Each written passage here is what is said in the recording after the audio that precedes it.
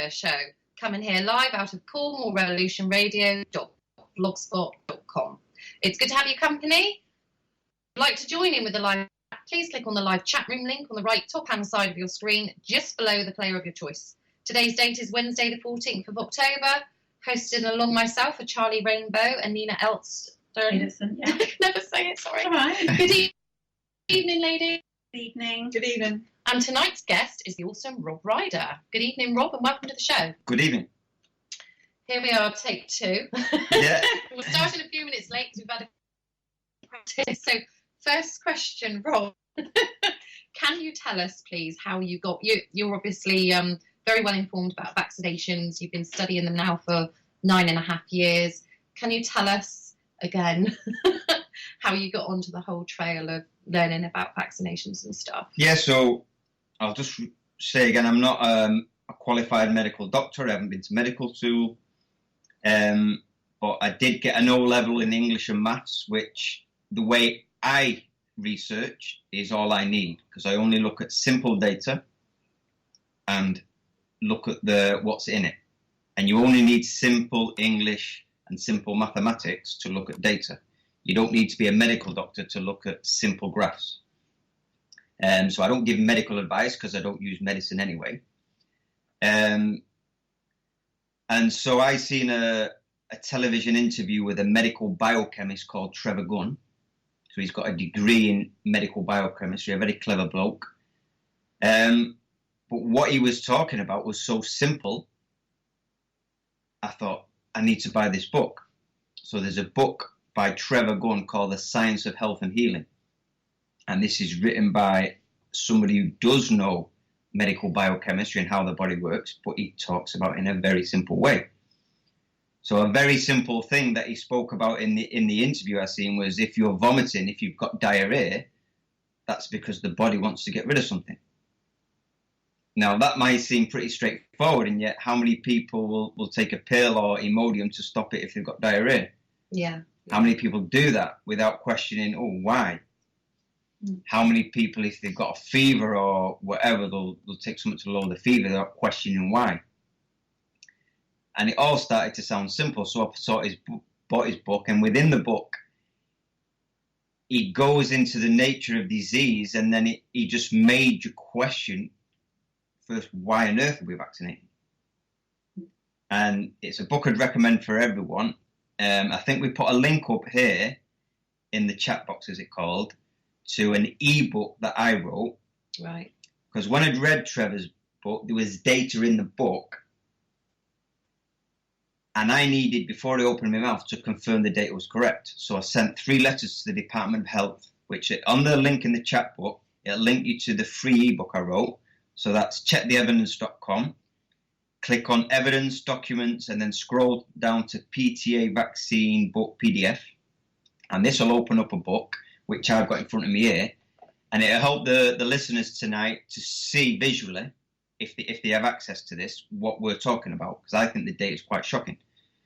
So I think people need to know this. But before I speak, I needed to get it confirmed that the data was correct. So I wrote 3 letters, which are on this PDF, to the Department of Health, just to get them to confirm that the data is correct.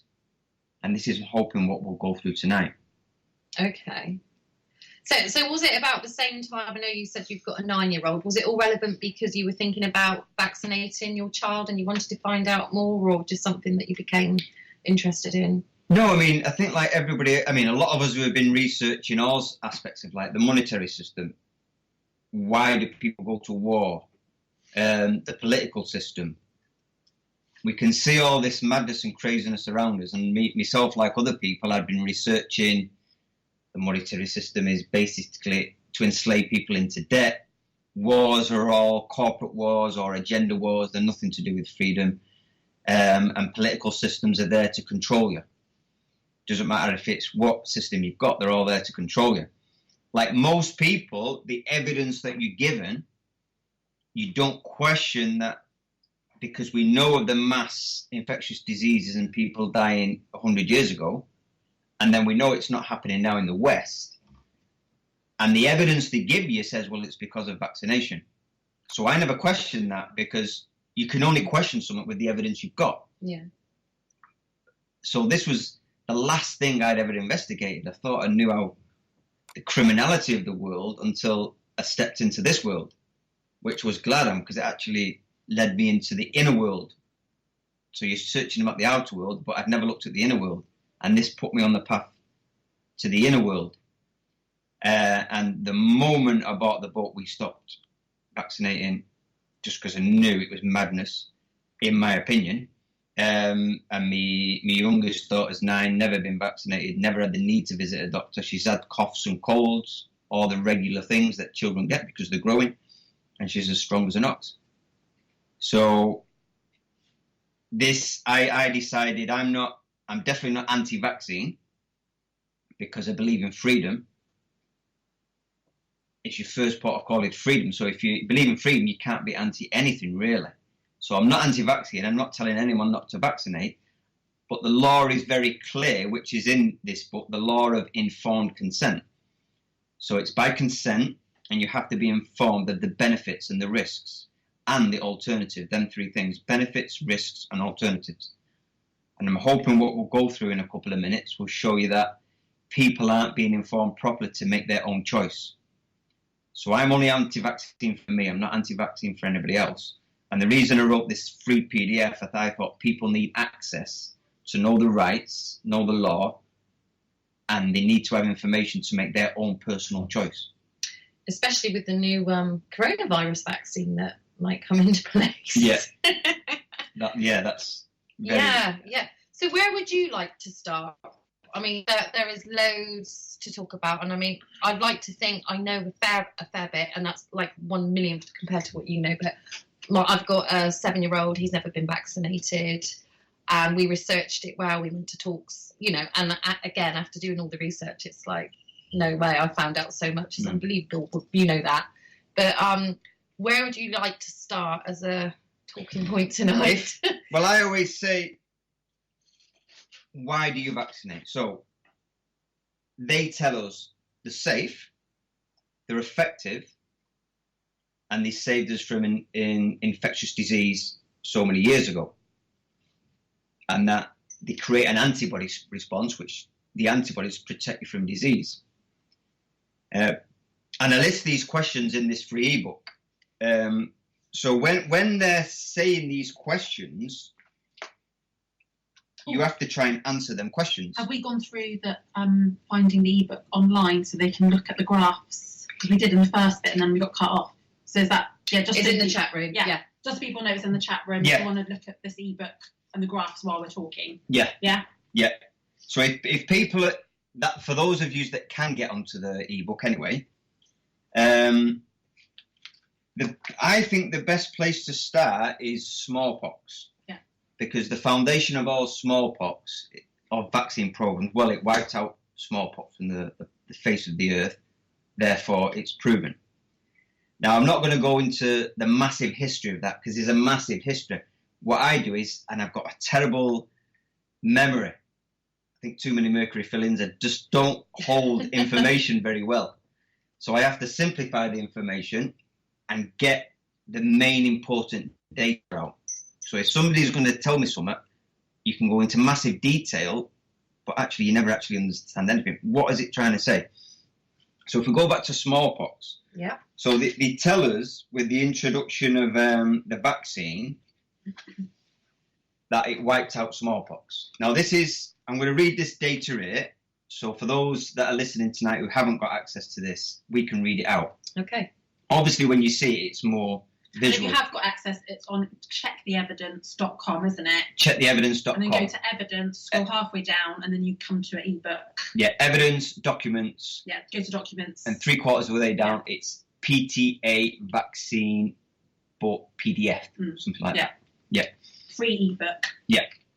So now this is the data that I got confirmed, which you can see in the ebook. I've got the letters printed up from the Department of Health.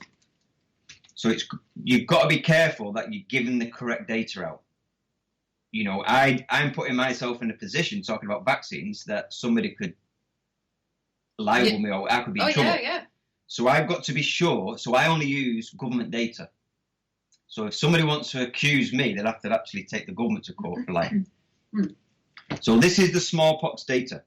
In England, 3 smallpox vaccines were introduced in 1840 and made compulsory in 1853. Between 1857 and 1859, there were 14,244 deaths from smallpox. Between 1863 and 1865, after a population rise of 7%, the death rate rose by 40.8% to 20,059. In 1867, evaders of vaccination were prosecuted. Those left unvaccinated were very few. Between 1870 and 1872, after a population rise of 9%, the death rate rose by 123% to 44,840. This goes into a little bit about chickenpox, but I don't want to complicate things. I always say keep it simple. It's very clear there. So when we're talking about this era of compulsory vaccination, you're talking about 98.9%, because they were actually putting people in prison, fining them, persecuting people for not vaccinating. Really? Back then? Yeah. Wow. This is the data from England, but I've seen data from other countries, which I don't normally use because I like to do everything I can confirm. But the same pattern in the Western world was where compulsory smallpox vaccination came in, the death rate went massively up. So straight away, there's a big issue.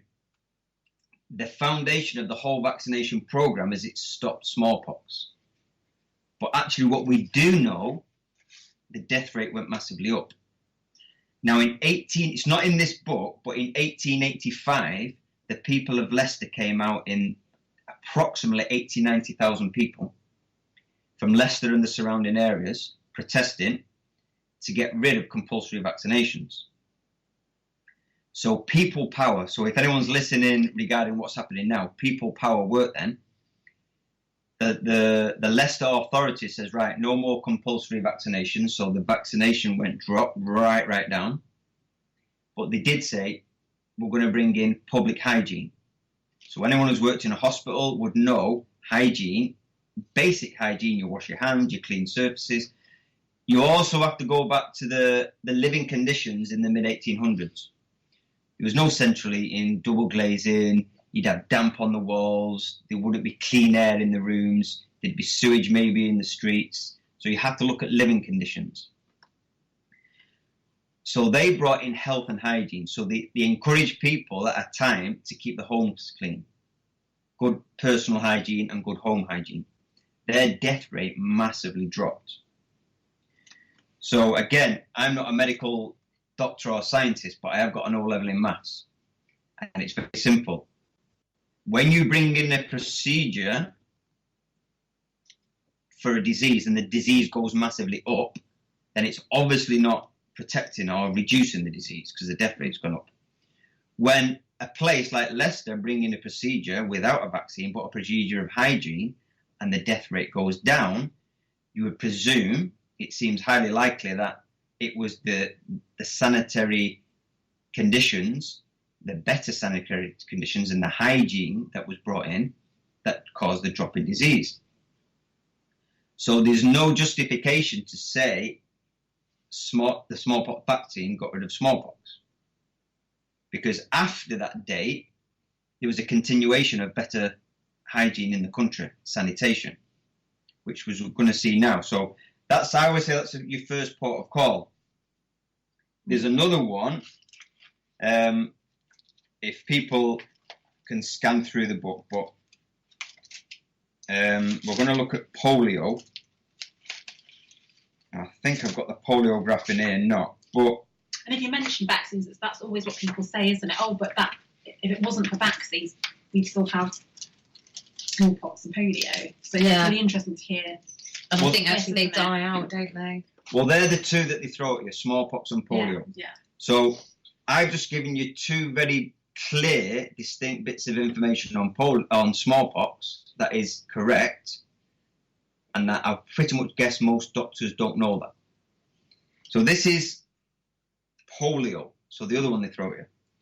Now, at the time, it seems polio was known not as an infectious disease, but a disease of toxic exposure.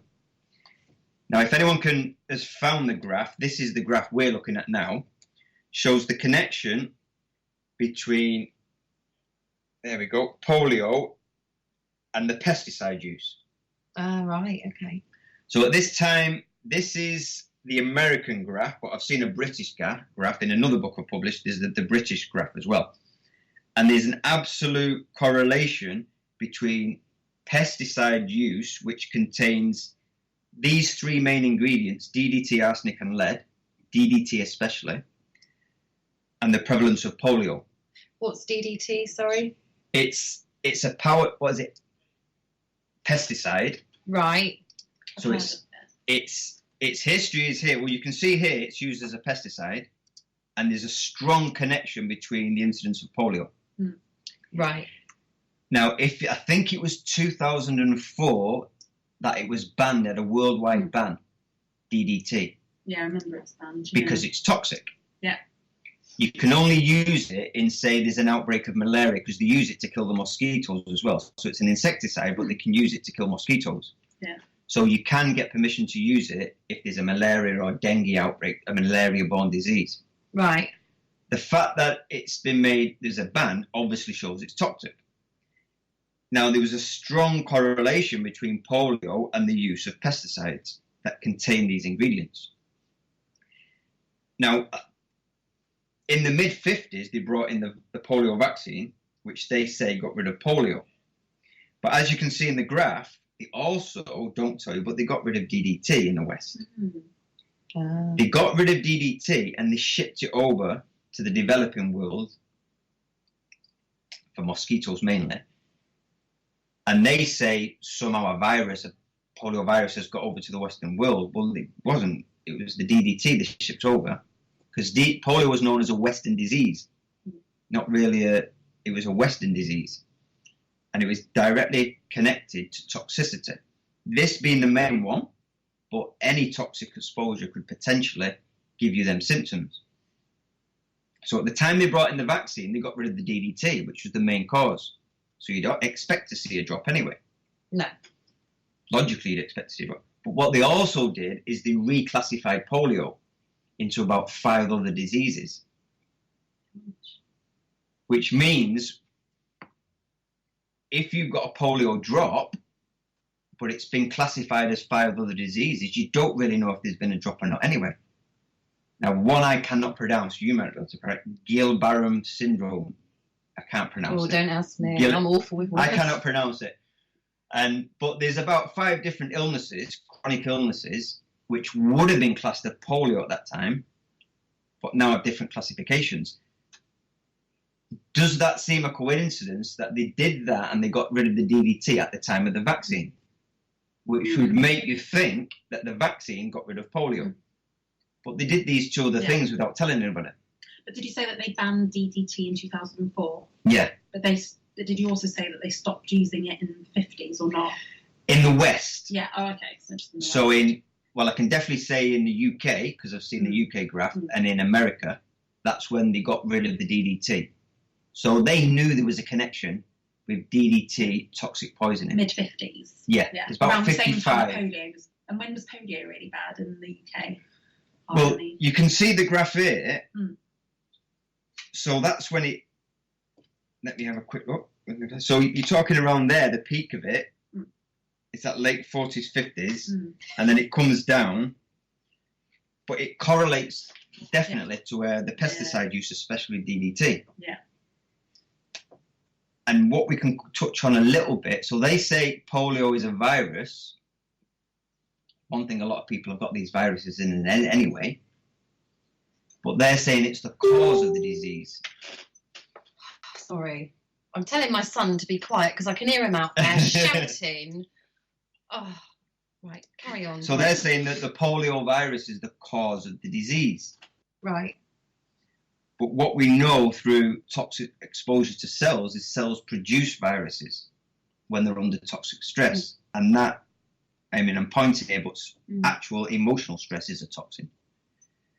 So at the time, like I say, at that time, polio was known as a disease of toxic exposure, but they changed it into an infectious disease with this theory of the virus being the cause.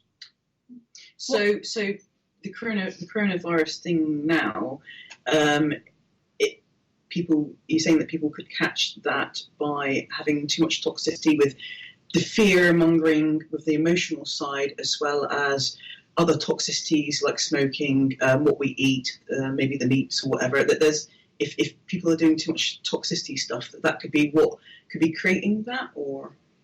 I mean, I refer to a medical biochemist and a doctor, Dr. Patrick Quanton. And I refer to their research because they have credibility, but I use my own common sense and look at my own life. Yeah. They're telling me viral particles, which are just a tiny little bag of genetic information, this fatty little bag with genetic information inside, are a result of disease, not the cause. They're actually your own cellular debris. So if you imagine you have a cell, which is a mini human being, because a cell does everything you can do. In the middle, you have the genetic information. When a cell's struggling and failing, every cell has its natural cell life anyway, it starts to fall apart. Them little bits will get bagged up because your body's got an intelligence that is beyond what we can ever understand. We shouldn't even be questioning. They'll bag them little bits of waste up and they'll excrete them to be filtered out. Like you have your little bag of rubbish in the living room, you'll put it in a bigger bag in the kitchen, then you'll put it in a bigger bag outside, and the council come and take the rubbish away. There's a system like that in your body. So if your cell's failing, bits can start to fall apart, genetic information, it's just waste. So your body's so clever, it'll bag it up, excrete it out, and filter it out. That is what they're saying is a viral illness. But it doesn't mean the virus is the cause.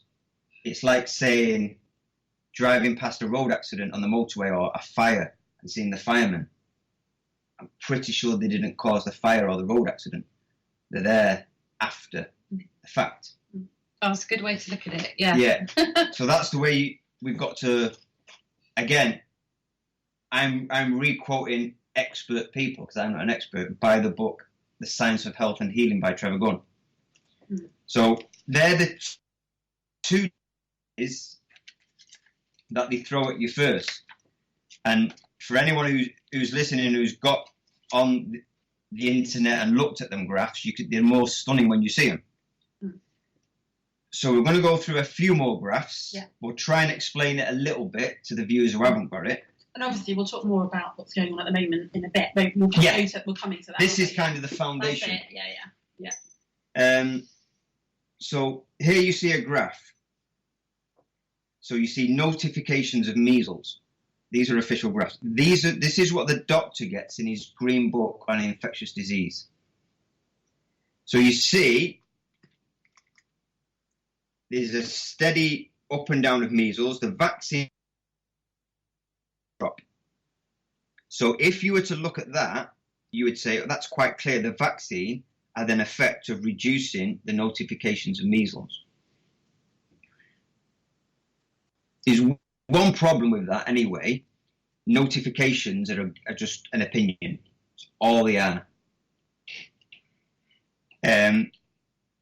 I've seen data for 15 years of doctors' notifications, and they've got only between 1% and 40% on average right, which means doctors with their notifications are normally 60 to 99% wrong when it comes to measles. Even the ones that are confirmed in a lab as being measles are confirmed by a PCR test or antibody test, which we know are not accurate. And can you talk about that a bit more later? Yeah, we can go into that in a second. Brilliant. So, but this is the graph that is given to the doctors. If you looked at that, which we all do, you would say, actually, yeah, it'd be quite important to help with the vaccine. Yeah. What they're not given is the death rate. Now, if anyone who can't see that graph, we've got an enormous drop in infectious disease for measles deaths. Literally 99% drop in deaths from measles before the vaccine came in. So it was already on the decline. I mean, it wasn't even declined, it had free It was fall. on the way out, yeah. It was completely on the way out. The deaths. The deaths are more important than notifications because we can talk about childless illness in a second, but nobody minds being ill, but nobody wants to die. Yeah. That's what we're trying to avoid, deaths. And what caused the decline, do you reckon? If you look into smallpox, we're going to go through the other diseases now, it was very clear the living conditions in the mid-1800s were horrific. So you've got the unsanitary conditions, probably mold in all the houses, not good air. You know, it was the conditions that people were living in. Yeah, they were toxic conditions. Have we seen polio is a disease of toxicity, but the whole of living conditions were toxic at that time because there was no sanitation. So that is, you know, if it's come out of your body, you want it out of your body. You don't want it coming back in. No. That's quite clear. So here we'll see another graph. So this is diphtheria. And if you look at if you're going to see the notification graph, boom, you're going to think, crikey, the vaccine actually really saved us there. But if you notice, as we'll go along, the graphs the doctors get are just as the vaccine's coming in, because they say they didn't have very good notifications before that point. But what they did have is good death rate data. So if you look at diphtheria, the death rate, so if people who can't visually see, you're probably talking about over 80% drop in death rate before the vaccine. And if you look at the drop before the vaccine, it had already gone into free fall. So people might say, oh, but it free falled after the vaccine, but it was already on a free fall. On its way out. Yeah. And what year is that, Rob? God, that's really tiny writing. It is, but I have got the dates there. So the diphtheria death rate goes from 1866 to 1969. And it started free falling in what year? I can't see that. See that? Teeny tiny writing. That's because these are official graphs. And But it basically started free falling at the same time? Or no, you can see the free fall had just happened. Yeah. The free fall had happened before the introduction of the vaccine. So do you reckon they introduced it then to take, credit for the drop? Well, these graphs they don't publish, you see. The death rate they don't publish. They only publish the notifications, and they publish at the time of the vaccine. And what's the difference between notifications and death a notification is just they believe someone had that illness. They may not have been very ill. You don't know what surrounds that case. They might not have been very ill. They might have been fairly ill and survived. It's just a notification. So they're notified that someone's got the illness. Because these are notifiable diseases. Nothing about the death rate. That's just about, they've put on the system this person. Because an infectious disease has to be notified if it's considered a serious one anyway. But here the death rate, which they don't publish, is quite clear. Now if we go into whooping cough, again, this is the notification that they publish mainly to doctors. Again, it looks, the start date, see, we're not seeing the data behind it 100 years before. The start date looks, apart from a couple of bumps at the end, that the vaccine had a huge impact. But you see, again, the death rate, which isn't published, I'd say maybe not 99% like the measles, but possibly 98% drop before the vaccine with whooping cough. Yeah. So again, that'd be misleading. Yeah. And this is, you go to medical school and you're not given this. It was already going down. It virtually disappeared. Before. Yeah. So tetanus, again, the graph comes in, you think, all right, it's gone down, notifications. Again, we want people not to die. We don't really. We'll go into illness in a moment, but illness isn't the problem. Dying's a problem. I think we'll all agree. But you see, tetanus again, the vaccine come in, the death rate was already down in free fall, probably at an estimate 85%. And again, we've got TB. So the notifications, but important one is the death rate. Again, what about 97% maybe drop in TB deaths before the vaccine. So what we're talking about tonight, you're probably already more educated in vaccine facts than virtually all doctors. Oh. Yeah. When I took my little one, when I refused to vaccinate him, I was invited in to have a chat to him, and I told him the ingredients of certain vaccines, and he just laughed at me. And I said, well, do you know? And he said, well, I've never had to look. And I said, well, I suggest you look. And off I trotted. They haven't got a clue what's in those vaccines. They're just told to sell them, aren't they? Yeah. They don't look in. Well, their training is in infectious disease. Yeah. They're not the vaccine, and it's all separate. And it's the same reason why parents and young parents, I was 20 when I had my daughter, and you didn't question it. In my red book, it says this date due for first lot of immunisation. Well, doctor says that's what you do. Why would you question it? No. And my second child, and then, of course, there's a lot more stuff and knowledge about nowadays. So it's like, oh, you know, but at that time, I suppose I was still asleep. Wednesday morning motivation guy. Why wouldn't we? But if this is the information we're given, the notifications, and you haven't got access, I don't even know that the other information exists. The information, which we can go into in a minute, that comes into your field will create your belief system. And this is, well, we'll go into that a bit later on, but this whole thing is about creating belief systems, this whole world. But this is the big killer for the vaccine industry. This is scarlet fever, which was the biggest killer of children in the 1800s, bar none. And you can see the absolute free fall. I know that date off by heart. It's about 1944. So it dropped from a really high number, free falled to 0, and there was never ever a vaccine program. Yeah, I was going to say I didn't think they vaccinated. No, never a vaccine program, and that was the biggest killer of children. So you have to again say, right, what happened? Because there's obviously been a big drop in infectious disease. The main thing you need to look at was obviously living in sewage and fungus in your house and damp walls and all these kind of living conditions and hard working conditions, you know, whatever your working conditions were at that time of it's going to put a lot of stress on your life. And obviously we don't live in them conditions now. And as we've come into cleaner houses, better working conditions, diseases got in, what they're calling these types of disease have gone down. Now, I'm not a vaccine expert and not a doctor, but what we've just talked about now seems pretty clear. It's quite clear that it wasn't the vaccination that caused the enormous drop in disease. It's very, very clear. And it's very, very clear that with the improvement in our living conditions, disease went away. Now, I mean, I've lived in Peru, and I've lived in a big Amazon town, and we lived in the main part of the town, and then next to the river there's a like a wooden city of about a few thousand people, where all the people from the villages, it's their first port of call. Now in the town you've got sanitation. At the village area around where they're all trying to come into the city, they live in this town with no sanitation. And the water levels rise, so you'll have half the year under your house on stilts, will be dry, and the other half of the year you'll be canoeing like in Venice.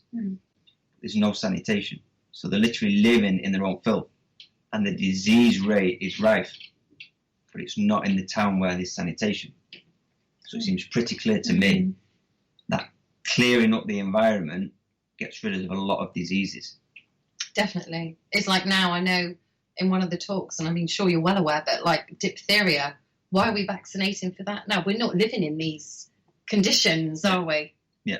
So. Have you thought about doing like talks where you're going around different places, having the graphs up on screen and stuff, and kind of educating people before the vaccines come in, doing this like, you know, to get it out there to everybody, not just the red pill people, but... I mean, I have actually been doing that for about 9 years and 4 months. About 2 months after I found this information, I just thought, this is so important. Yeah. This is because they complicate things. oh, you don't understand disease because that, but I am qualified to understand the graph that, for the people listening tonight, if they've got access to look at this, from what we've seen, it's overwhelmingly clear. Yeah. And once you have seen it, you can't unsee it, really, can you? You can. I'm here trying to look at you as if I'm an anti-vaxxer now, and what would I say to that? Because somebody was not moaning to me yesterday. A man was going on about, this poor man that I saw with polio, and we'd already had a discussion about wearing masks, and I told him what was what, and I just thought, do you know what, Shelley, don't waste your time. The problem with most people, they have an emotional argument, not a scientific argument. So if I always stick to some of the information we've given now, but then I had my auntie died of measles, or I had measles and was blind, or that's an emotional argument. And that's very interesting really now, because the people that we know that have died of COVID, when they get all uptight and said, my auntie died in a care home, it's because their emotional attachment, isn't it? Because I haven't lost anybody, but I'd like to think that I could be logical and scientifically minded anyway and think, well, actually, they were really poorly and vulnerable, so any flu virus, they probably would have died. But the people that are really scared are the ones that have had the vulnerable and lost them, and they're emotionally attached. And if you, what I've been told, you're not respecting the dead, but actually if you really want to respect people who've died, if they've died and there's something not right about it, you actually want to respect that death. You want to actually search for truth. Yeah. And the truth is that a lot of them would have died through the sanitation stuff, not the problem solving of the vaccine.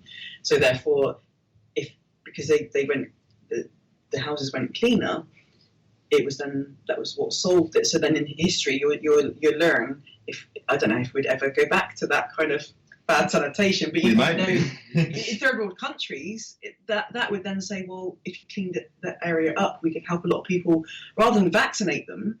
But what you're saying is, well, we can clean up, we get the sanitation, and we can clean water, and we can sort out a lot of their illnesses that way.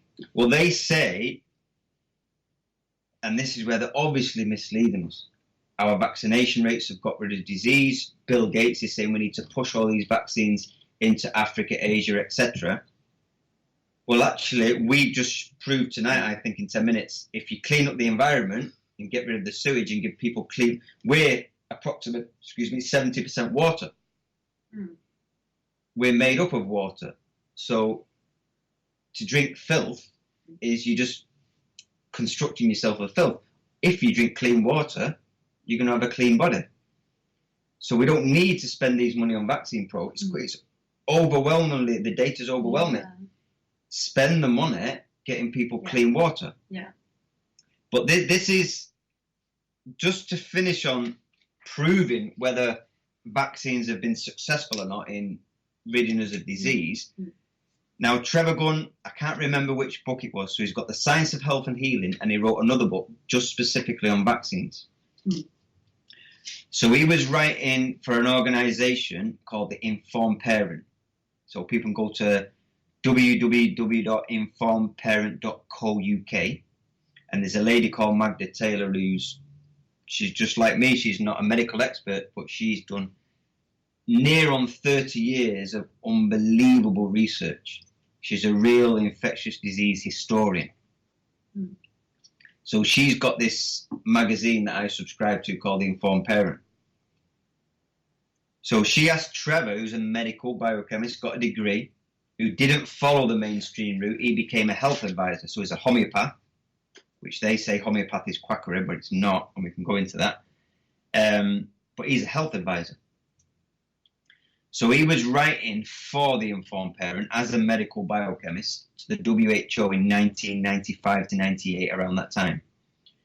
So firstly, he got them to admit that the production of antibodies does not protect you from disease. So Dr. Clements, who's the top man in the infectious disease and vaccination program, agreed with Trevor that the production of antibodies doesn't protect you from disease. And who's that? This is Trevor Gunn, who wrote the letter asking the questions, and Dr. Clements of the WHO replied. So what had happened, Trevor was highlighting from his medical point of view and scientific point of view, you can have a high level of traceable antibodies and keep getting ill. you can have no or low or almost no traceable levels of antibodies, and these people don't seem to be getting ill. And Dr. Clements agreed with that. The whole basis of the vaccine program is it produces a blood antibody response that protects you from the infective agent. So straight away, antibodies do not protect you from disease. That has been known for at least 25 years by the WHO. That's what everybody always argues, though, aren't they? You need that antibody to protect you, and it's like, why would you give yourself something that you might not even catch anyway? And well, Trevor explains. So I've got no credibility, so I'm going to go over what Trevor talks about. So you've got a blood antibody response. Now they don't do anything. There's a lot of controversy about antibodies, even if they do anything. But officially, let's say officially, yeah, what they do is they attach themselves to an antigen or something that is toxic or a viral particle, whatever, and wave it for the rest of the immune system to come in to clear it out. So the flag wavers. I'm saying they are flag wavers. Even then, it's a bit of a pseudoscience. So, but let's start from the beginning then. So we've got that these blood antibodies are flag wavers for antigens in your system, toxins. Right, go back to the beginning. The main part of what they call, I don't like the word immune system, I prefer a cleansing and rebalancing system. The main part of your immune system is through your digestive tract, your gut flora. Now, as Trevor points out, from going inside your mouth, out through your anus or wherever, is still outside of your body. So it's a continuous level of skin that goes in and out. At no point does that penetrate your body. So your whole digestive tract going into the stomach and out, you consider outside your body. So inside there, in between the inside world and the outside, is a membrane, which is like a gauze, and it's very, very clever. And it allows things in that it wants in, and it allows things out that it wants out. So when you have a disease situation, if you have a fever or whatever, if you're producing blood antibodies, it's because things are getting in that shouldn't be. If you had a healthy immune system, they wouldn't be getting in. So somebody who's producing high blood antibodies, it's because they've got a weak immune system. It's because their gut bioflora, their flora, the membrane isn't functioning properly. And there's many reasons, and stress can be a reason for that. So actually, vaccine is trying to promote something that is symptomatic of a poor immune system, which is a blood antibody response. If your whole system is working, you've got flora's fine, you've got the right, level, as they say, and this membrane is working fine, and it can decide what it wants in and what it wants out. You would never get to the level where you would be getting toxins and antigens or whatever internally into your body. So you wouldn't need antibodies. So they're actually promoting a form of immune response that is symptomatic of a poor immune system, instead of promoting the digestive tract and the development of the membrane. Then you wouldn't need. So they're promoting emergency treatment before they've even gone to anything. They've gone straight to what do they say? The cure. Oh my God. So is it like me being absolutely fine now and having an ambulance called and me going to the hospital for something that may happen in the future? Yeah. Yeah, that's weird. Yeah. So if you've Prevention got, is better than cure. That's what I was trying to say. So if you've got a cold, we'll go to bed. Don't think of the worst case scenario, then inject yourself with a blood antibody. Go to bed and have some honey and lemon. So have you never taken your daughter to the doctors then? Never. No. And has there been times when you've been like really scared when she's had a fever and you think, do you know what, we need to bring this fever down, I need to get her to a doctor? Never.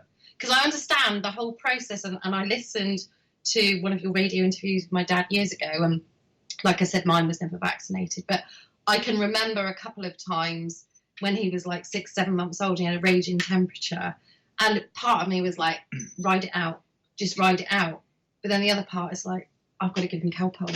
I've got to give him Calpol. And I know that was wrong, but I am awful as a mum. I can't stand seeing anybody in pain. I'm getting better, but really I should have let it run its course. Well, if we go back to what we said a few minutes ago, that's an emotional decision.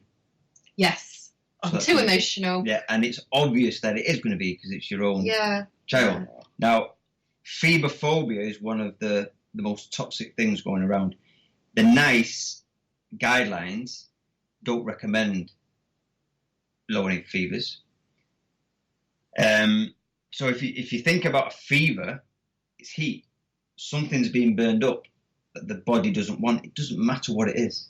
Something internally is being burnt up, being pushed out through the pores, through sweat. So that's a good thing. Yeah. We're given the worst case scenario of febrile convulsion. Well, actually, for a start, you can't prevent them, and they're not dangerous. There's no evidence of long-lasting effects. They're just not very pleasant. I haven't been through one, but they're not very pleasant. But your body is so intelligent. It's on a high fever, which needs a lot of energy. It's going to shut down the rest of the functioning while it burns out to focus on the burning out process. Once that, because the body has decided, not everybody else, the body has decided, I need to get this toxin out. And I'm going to shut down everything else because this is actually priority now. So if you work in a hospital, you'll prioritize if you have a road accident, what's the first thing I need to do? So if his heart's stopping, you don't need to worry about his broken foot. So your body's like that. It'll prioritize. So sometimes it might shut down to focus and prioritize, and it'll burn them out. And so fever's a positive thing. Even when one of the signs of coronavirus is fever, so if you've got like a cough, fever and whatever, you would say don't presume that it is that, it's just the body doing something. It's completely irrelevant what the body's doing because we'll never really know anyway.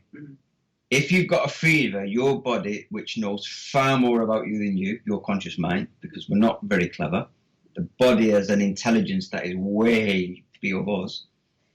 It's saying, I need to burn this stuff out. Now, there may be an incident where I think Trevor points out somebody might have a heart issue, or there may be a very specific thing that somebody's got that they may want to lower a fever because it might counteract another underlying issue they've got. I'm not expert to say that. People like Trevor and Patrick would know. But for a healthy person, there's no reason whatsoever. If you've got a fever, you don't eat because eating takes up so much energy.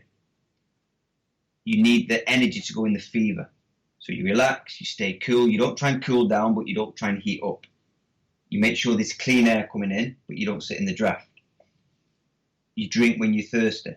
All you need is water and allow the body to do. The first time I did it, my son had a very, very high fever, very high. And he sat down and we loosened his clothing and blah, blah, blah. And it was about 40 minutes. So I'd educated myself in it. My wife sat there and I'm saying, it's fine. The thing about the fever, it's not the temperature, it's how is that child coping. That's the most important thing. Because actually a low fever and the child's struggling could be worse than a high fever, but the child's not great, but they're okay. You more have to look at how is that child coping. Are you worried about how that child's coping? So my son had a very high fever, but obviously he's sat on my lap and he's really quiet. But I knew he was fine. There wasn't anything to say there's something really wrong here. Because I know when you've got a high fever, it's so much energy, you have to go quiet. After about 40 minutes, it's burnt out. I could feel his temperature going down. And then within about a 10-minute recuperation time, he was up playing about in the living room. Kids. So nobody will ever know what went on. It's completely irrelevant what went on. The only thing we do know is his body has decided there was toxins or waste that it was very important for him to burn out at that moment. It happened, and you get on with life, and you're stronger than you were before the fever.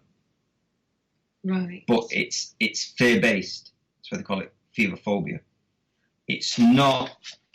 Never heard of that phrase before. And But fever. exactly where you were. Does it usually last around that kind of like, you know, after 40 minutes, an hour? No, I mean a fever can last for days. Yeah. The body decides, so it's not under your control. Mm. It's completely the body. I have a routine with our kids. They never get ill, but when they do, they enjoy it. Because we've always educated our kids in that illness is a cleansing process. The body's just saying, can you have a rest while I do a bit of spring cleaning? So if they've got a cold, they have light meals, they have a day off, they'll sit on the couch, have their own favourite DVDs and a jug of water. If they've got a fever, they're not allowed food, they have the water, same routine, and they have the favourite DVDs. So there's never any added emotional stress for them. For them, that's the thing, I can't even remember. Because if the more you allow the illness process when they're younger, the less they'll be ill when they're older. And I can't remember my kids getting that for a long time. Because we allowed the little coughs and colds to go and take the place. We allowed the little fevers. And so they get to a certain strength stage when they just, it'd have to take something really big for them to get ill.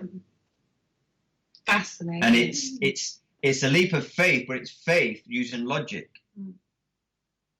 Ask the question, does my body know what it's doing, or is it always malfunctioning? Allopathic medicine means you oppose the body, which means when the body's ill, it's gone wrong, and you give a medicine to stop that process. So you fix the body. But what if your illness is your body cleansing? So an inflammation is redness, heat, pain, and swelling. What if that whole those processes was the body repairing damaged tissue? So a homeopath, their philosophy is you work with the intelligence of the body. The allopathic doctor goes against the body. So he'd give an anti-inflammatory. A homeopath would give something to stimulate the inflammation even more. To bring it on. Yeah.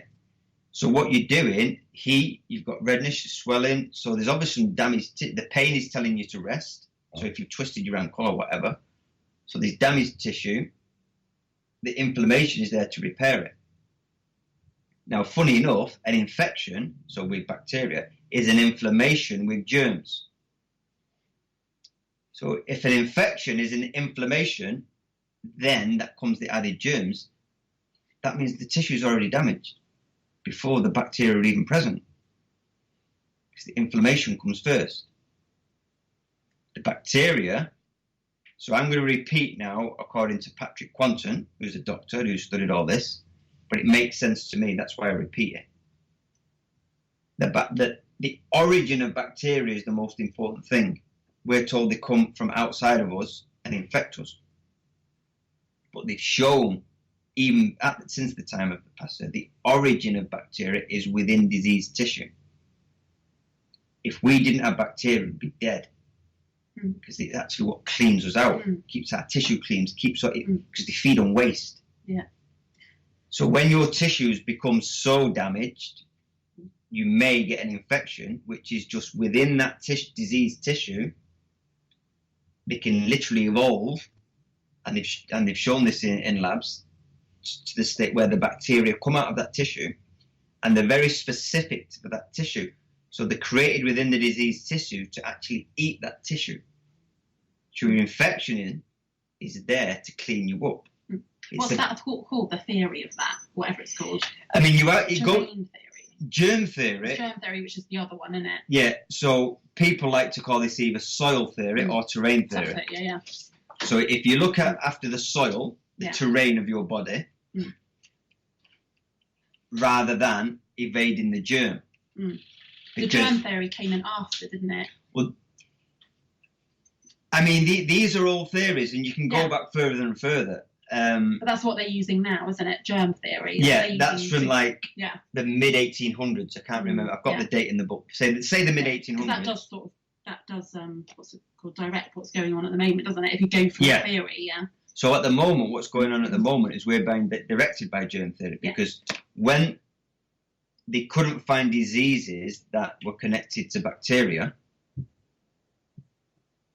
they said, oh, it must be viral, and they kind of created this thing. And then when they actually could see these viral particles, they went on the presumption, again, like the fireman's causing the fire.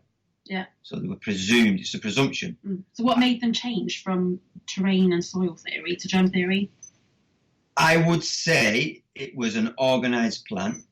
So you've got Louis Pasteur, who wasn't considered to be doing good science in his time. So it's not a case of Louis Pasteur. We're given the impression Louis Pasteur, this genius, this hero, medical hero, oh, germ theory, absolute solid science. Actually, at the time, people say, no, it's not. This is not wrong. This is not right. Yeah. This isn't scientific. But it suited that. But it suited something, I Well, suppose. it suited, if you were going to bring out vaccines as an industry, you need to create an infective energy to protect yourself from. Yeah. So without germ theory, you wouldn't really have had vaccination. Yeah, exactly. Yeah. You have to be scared of something to want the vaccine, don't you? Yeah, because you believe you're being infected. That's it. Rather than Yeah. But what we've seen from the data, if you keep your environments clean, your external environment, and also your inner environment with your digestive tract, you're not going to get these diseases. When you say keeping them clean, because what I've heard is that if you use too much antibacterial stuff, it's not good for your immune system either. So there's a fine balance, isn't there? That's not really keeping the environment clean. That's literally attacking the environment yourself. Yeah. So how do you know because some people might be listening thinking, oh, so hand sanitizer must be really good, and all that stuff because it's like hygiene. Yeah. But there's a fine balance, isn't there? It's the ingredients of that, though, isn't it? You can get the natural and hand the sanitizers. Yeah.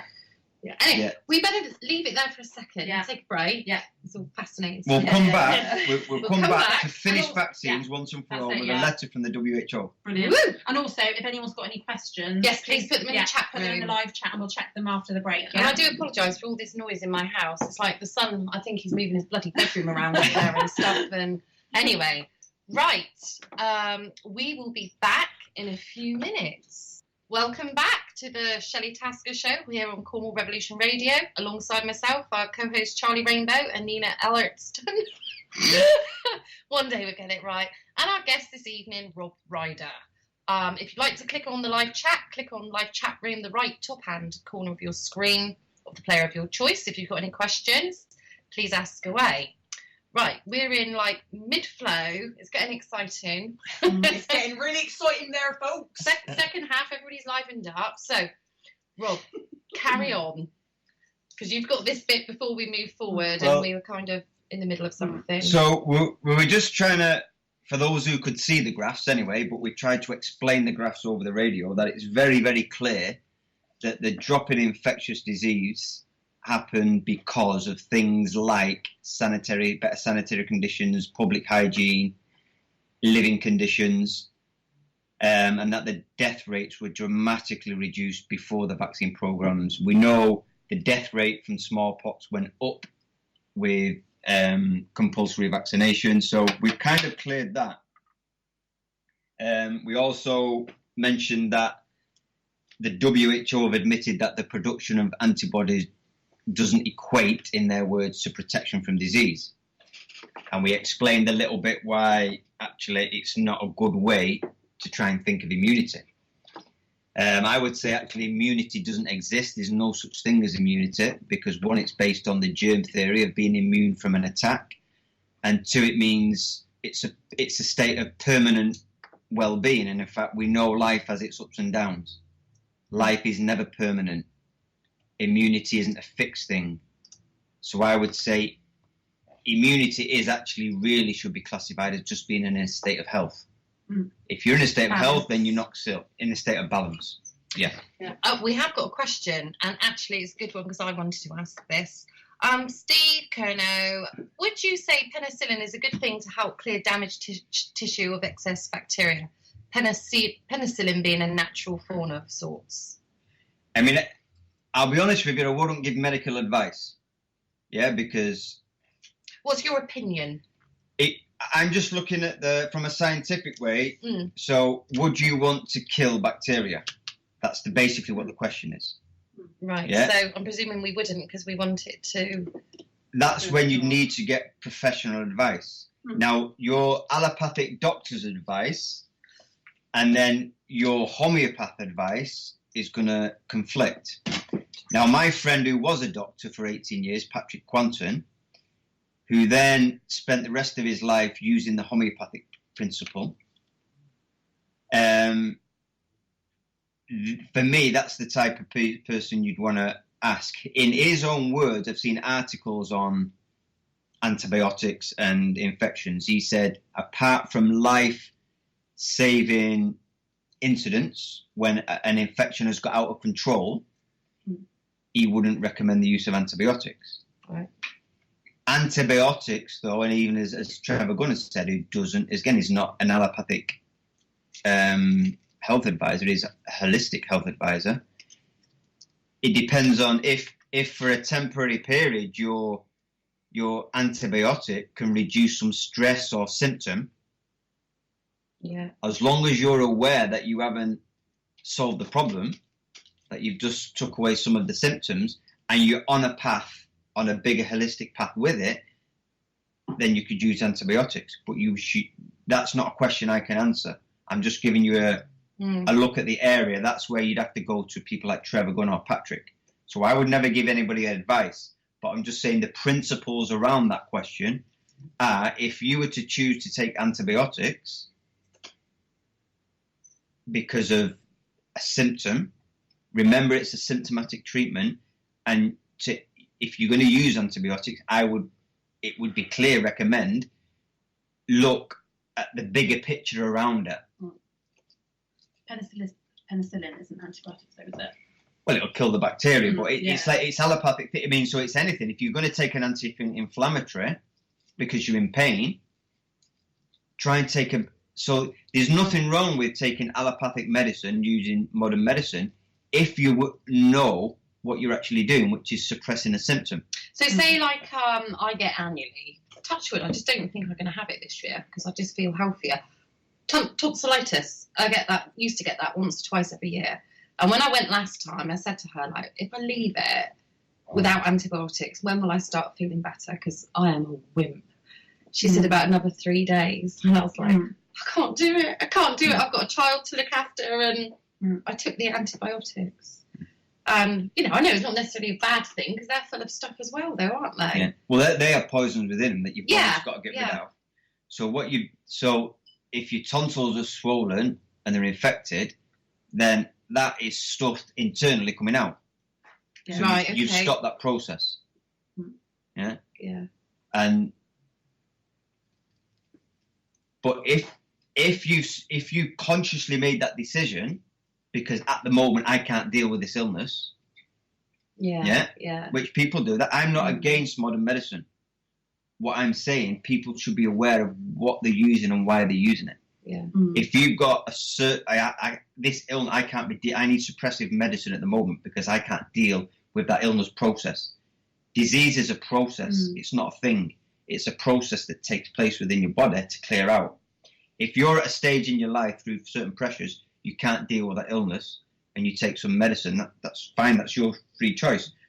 But it should be combined with a holistic view of actually say, there's an incident there. Yeah. So if that comes back, can I now go through that process and take 3 days off in bed or whatever and tough it out?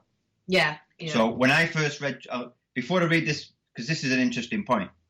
So before I read this letter from the WHO, I used to get a heavy cold, stroke flu once every 18 months before I read Trevor's book. Right. So I read Trevor's book and I said, right, oh, crikey. My flu was a cleansing process.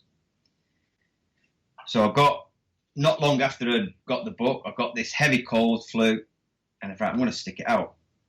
3 days, feeling like crap, and no paracetamol, you got a throbbing head, honey and lemon, whatever, and I got through it. It was horrible, but I got through it. And you're a man as well, I'm not being funny. When men have flu, they have flu, don't they? Yeah, well, we know that, yeah. And it was tough, but I got through it. And then about a year later, it happened again. And it was horrible. And it's a 3 or 4 day process where you can't even walk and you can't get up. I've never been ill since. Now, what I used, and then I used to read in Trevor's book and looking your illness as an expression of your life, because I don't believe at all you catch a flu and it's a virus at all. My own experience tells me that is utter rubbish. My own experience. Your own experience is science. You don't need a man in a white coat to be a scientist. You're looking at your own life is science. The science of my life tells me a virus causing the flu is utter nonsense. I always get reoccurring heavy cold stroke flus. I'm self-employed. I've got a family. I don't get holiday pay. No. Yeah? So I'll push myself and keep working through it until I get a cold. And then I'll take the paracetamol and the Lemsip. And then I'll carry on working for another 5 days, and then my body just give up, boom, and I end up in bed. And that was my cycle. That was my cause of the flu, nothing to do with the virus. I was overworked and overstressed with life. I'd figured it out then with Trevor's book. So the 2 flus he had within about 12 months were the backup of clearing out that I'd never allowed to happen. So if you had done that, say, 20 years ago, when you wouldn't have had it again. Yeah, but let's be honest, when you're younger, you're too busy out drinking and whatever. You know. I remember going clubbing with huge temperatures and stuff. And Yeah. It's just, we don't do that now. You don't care, do you? Sorry? You don't care when you're younger. No, you don't know. No. I don't do illness, but yeah. So after reading Trevor's book, it was obvious to me the cause of my bad cold stroke flu when you're actually in bed and you can't even move was overwork, overstress, not enough rest. So for 8 years now, I don't get ill. And this is from someone who's getting the flu every 18 months or so. Touch wood. Well, I don't have to touch wood now because I know why I was getting ill. Right. And I'm still self-employed. I've still got a family. But what I do, do you know when you can feel a cold coming on? That's when I have half a day off. I finish early. I go to bed. And I don't put the alarm on for work. I just get up. And I don't eat. And I might have some honey and lemon or just water and lemon juice. And I don't eat. And I go to bed. And that gives the little rest. So that little coming on of a feeling of a cold is your body saying, oh, you're just getting a bit out of balance here. Go to bed. Because I listen, it doesn't go any further. So what happens, it's hard to visualize it for the people now, but you're in a state of balance of life. When you're coming out of balance, so stress from work, bad diet, whatever, that leaves debris in your body, waste. Now, waste is always going to be in your body. It's a part of life.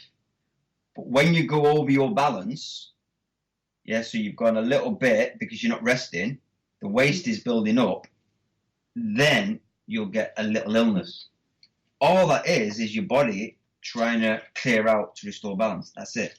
Nothing else. You haven't caught a cold. You haven't caught a flu. You've built up waste in your system that needs clearing out. The reason the flu, you feel like crap when it's a cold, it's just a bigger clean. Your body's not asking you anymore. It's telling you you're going to bed and you're going to sleep and you're going to feel like crap because I need you to feel like crap because I need you to get the message that you need to sleep because I need to clean and I need to clear out some stuff. So it is actually that simple. What about people that like smoke a lot and drink a lot and they don't ever seem to get ill? But when they give up, like what I've noticed is when people give up certain things, then they'll get ill. Is it because something was suppressing it or what? Not necessarily. I mean, you whatever your balance is in life is what keeps you healthy. Whether you smoke, it doesn't matter. It's whatever your balance is, because you're all different. If you decide to go cold turkey and give up something, your balance is shot. Even if you perceive it to be a healthier bal's, you've changed your body. Yeah. There's going to be a reaction to that. Some people, when they give up smoking, they've never had any coughing problems or whatever, and then suddenly they've given up, and then for months they've got this really terrible cough and stuff. I mean, any change in a consistent life pattern, when there's a change, whether you perceive it's good or bad, it's going to be an effect because you're changing your balance, and it's all about balance. So there's no good or bad in And it's the change to the other balance as well, and it's a big change in it, yeah. And so there could be a clearing out for that change. Yeah. And it couldn't clear out before because you're continually smoking, so there's no point in the body trying to clear it out. It's there. Yeah. Or some people are built and smoking doesn't seem to affect them. Yeah. Like Patrick says, who's my genius thing, smoking causes cancer, but it didn't for that person, and it didn't for that person, and it didn't for that person. So you can't say smoking causes cancer. It's a factor. Yeah. And they're all factors. I've got another. I know you're going to read this letter. We could have this last question, and then you can read this letter. Who? Gerald. Can you ask Rob for me, why do they base a virus in a vaccine? I know they're corrupt and want to poison us, but what's the farmer's explanation for it? I mean, it goes back to, again, germ theory. They're saying this viral particle is what's coming into your body to cause, and it's causing, and it's replicating, and it's doing all this stuff. That is a theory, by the way. It's none of it's scientific fact. And they're saying it's making you ill. So they're saying if we can give you a weakened version of this, your body will recognize it. It will create an antibody. And then when you come across the real thing, the antibody will protect you. But we already know that's nonsense, because out of the public eye, the WHO admitted 25 years ago or more that antibodies don't protect you from disease. So the whole theory, what they're doing, we give you a little bit of this viral particle that is identical, allegedly, to the one that's attacking you. It's weakened, so it's not going to give you the full symptoms. You might be slightly ill, and then that actually knowledge of that protects you. But it goes on the presumption that you've had to have experienced something to be protected. It's this constant thing that they want to keep you afraid of your environment because it's out to kill you. Yeah. But I don't think humanity would be around for these thousands of years if our environment was killing us. They just don't promote health, do they? Everything's preventative. Everything. The flu vaccine, this, that, and the other. It's all about keeping people in a state of fear. Yeah. If you're in a state of fear, you're dependent on the system to bail you out. Yeah. If you come to the conclusion your body actually knows everything it needs to know, and any issues along the way your body can figure it out without even you doing anything. Yeah. Well, there's no money in that, and there's a lot of power for you in that. Yeah. It's all fear-based. Yeah, I'm at the point now, I think potentially if I get ill, I wouldn't be able to see a doctor anyway because nobody can get appointments. But I think I know enough people now to seek advice and, do it the natural way. I'm not going to give anyone any personal information, but I know a lot of times when Patrick's spoken about friends of mine who he's helped, depending on what their illness, right, go to bed for 3 days and fast. Go to bed, have a big jug of water, switch off your Wi-Fi, switch off any stresses from work, big jug of water, read a book, watch your favourite DVDs and don't eat, have some fresh air, get some sun on your skin and fast. Because digestion is a massive energy burner. Once there's nothing to digest, your body automatically, because it doesn't stop, it's a cleansing machine, that's all your body is. It's a vehicle for your whatever spirit, whatever that means, to exist. The only thing your body does is try to keep itself balanced. So once you've digested everything and you're laying back and you're having your jug of water with a squeeze of lemon juice and you're reading a book, the only thing, if you can mentally relax, so you've got to turn everything off, the only thing your body can do is clean and make you well. Making you well might mean you being ill. Yeah. But that illness is you clearing out. Yeah. And do you think, like, when dogs get ill, because I have read up on this, that when they get ill, that nature's way of sometimes dealing with that is when they don't eat, and a lot of people are panicking and they're like, we've got to go to the vets, and they'll try and give them an injection to make them want to eat, but in actual fact, it's nature's course taking over to try and heal the body. For the animals, really. If you look at a lion, if it's been hit by a buffalo in a fight, it's got a big cut or whatever on its hind leg, it'll crawl under the bush for 4 days, it won't eat. It might not even drink if it doesn't need to drink. Yeah. And then nature takes its course to decide whether it carries on and lives or whether it, is. Yeah, if it's got enough energy and vitality in the system, that wound will heal. Every time, and you can see, well, nobody can see it. See that little cut on my head? I can see it. Right, so I'm quite a clumsy person. So I whacked my head on the hatchback of the car the other day. Quite a decent cut. So that was about over a week ago. I haven't done anything. What have I done to heal that? Yeah. The body, whatever intelligence in my body, it's clearing that up. It's scab now that'll fall off in 2 days and you won't even know it was there. I don't know how that happened. But it happens every time. Yeah. Every single time it happens. So my body isn't a dumb machine. I actually think it might know what it's doing. Yeah. It's like if you do like a vast amount of exercise, isn't it? And then you can't walk for 2 days. Yeah. Your body, He's saying I need to just rest for a little while. Yeah. It's like what they're trying to make us think is that we can't trust our own bodies, isn't it? Yeah. So we have to look to them to help control it. Yeah. Yeah. Another question. I don't know if we've just covered it. Just covered brilliant. we have to go. They're teaching us to go on the external instead of going within and our own bodies. Yeah. So if we Just covered that one, dependency. then yeah. Yeah, we've covered Brilliant. So Right. I'll finish the vaccine bit because Okay. for me this is mind We've blowing. got half an hour. Yes, we've got an idea of time, so we need to cover other stuff. Yeah. Yeah. So this is mind blowing. So Trevor, if we remember, had got the WHO to admit that the production of antibodies does not protect you from disease, or does not create protection in their words. So this is again Trevor to Dr. Clements, the medical officer for the expanded program on immunisation at the WHO. So Trevor had asked him for any records of successful vaccine campaigns, and he'd sent him about 6 or 7, I think. And this letter, I think it's published in Trevor's book on vaccines, and he published what the WHO sent him.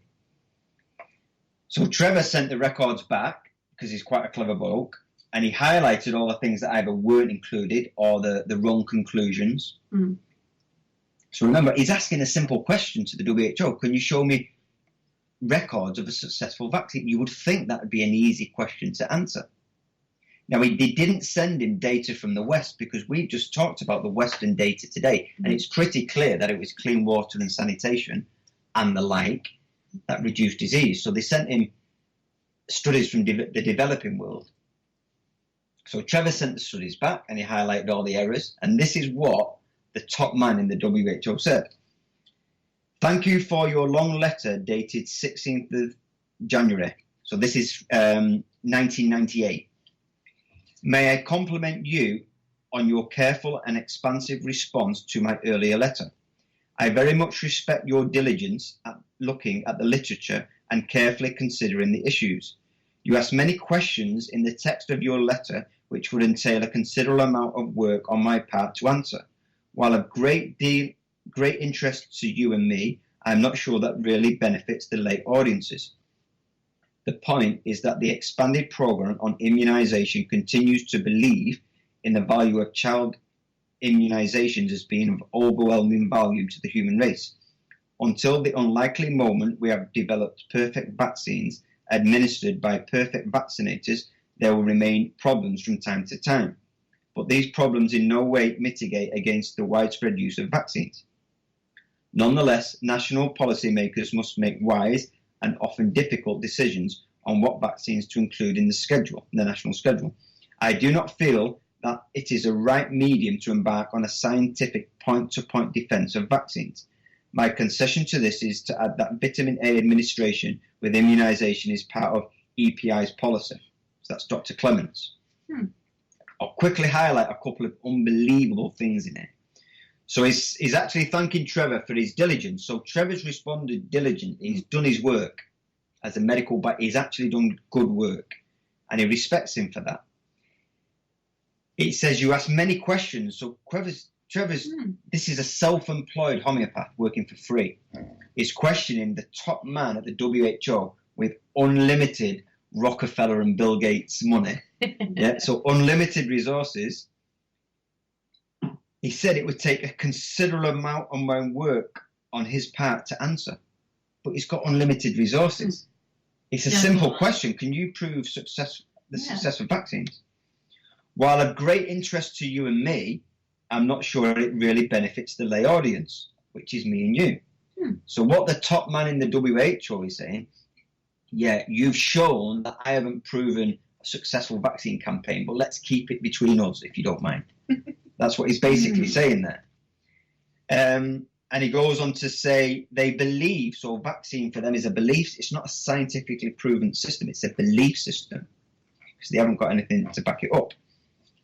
And interesting, I think it was Trevor pointed out to him that severe complications with measles or death could be reduced or could be symptomatic of vitamin A deficiency. So with vitamin A supplements, you could reduce the severity of measles. And this is all to do with living conditions and diet and etc.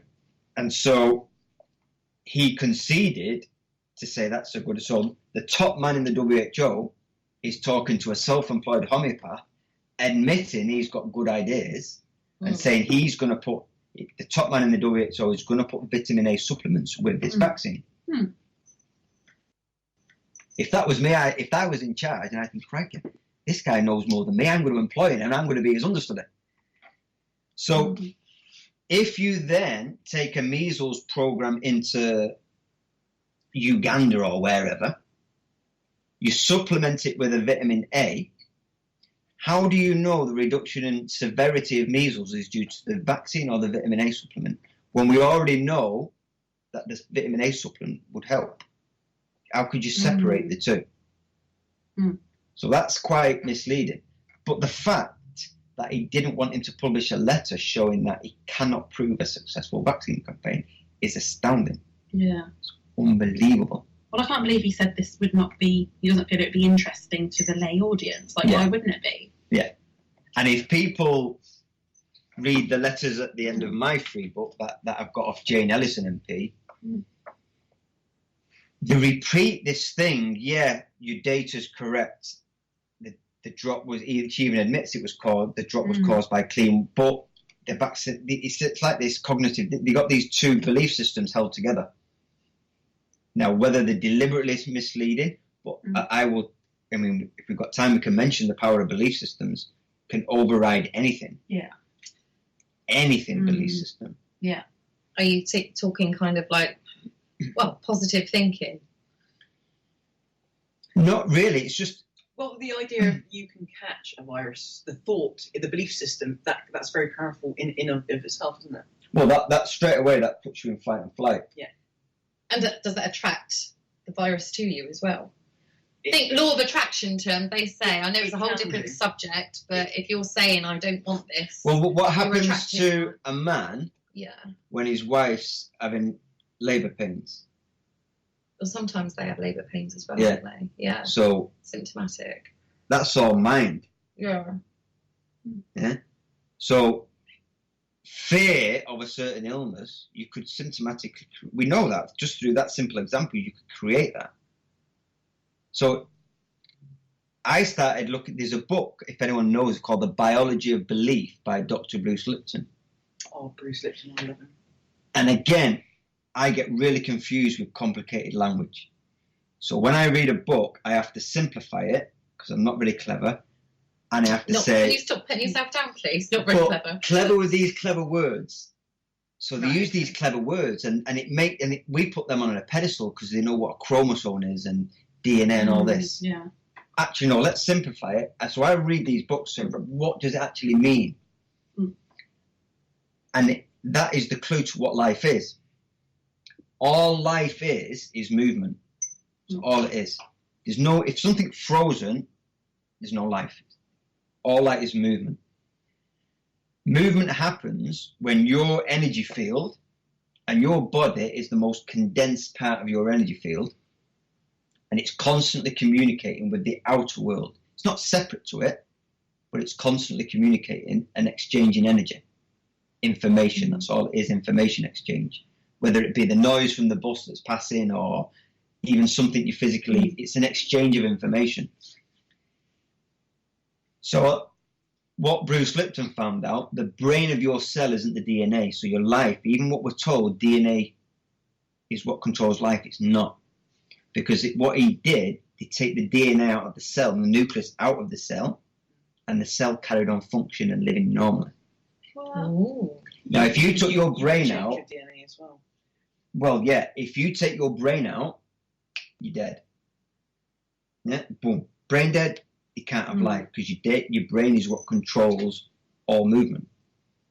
He realised that the cell membrane has masses and masses amounts of antennas which receive information, mainly energetic, and that information comes in. Now, your DNA will structure the cell in a certain way to respond a certain way, because it's all about reacting to life, reacting to the information. It's how you react individually. So the information comes in onto one of your antennas, and it'll be passed through into the cell, which will create a certain biological function, which is basically movement behavior. So we know the DNA don't control that. They control the construction of the cell, which is related to behavior. But when you take the DNA out, the cell will already carry on behaving as it would. It simply can't repair itself, because your RNA is what the nucleus pushes out to because it'll make a copy of the DNA into RNA, push it into the cell, which will then produce something that the cell needs, which will be connected to a behavior. So the information comes in, it connects to whatever part of your cell, it creates movement, and movement is behavior, whatever that may be. But we all behave differently. Sometimes with the so if I was to see a spider running across there, my reaction to that might be, oh, that's nice, that's interesting, because I've actually had a tarantula on my hand. Somebody might jump out the window, but the information is the same.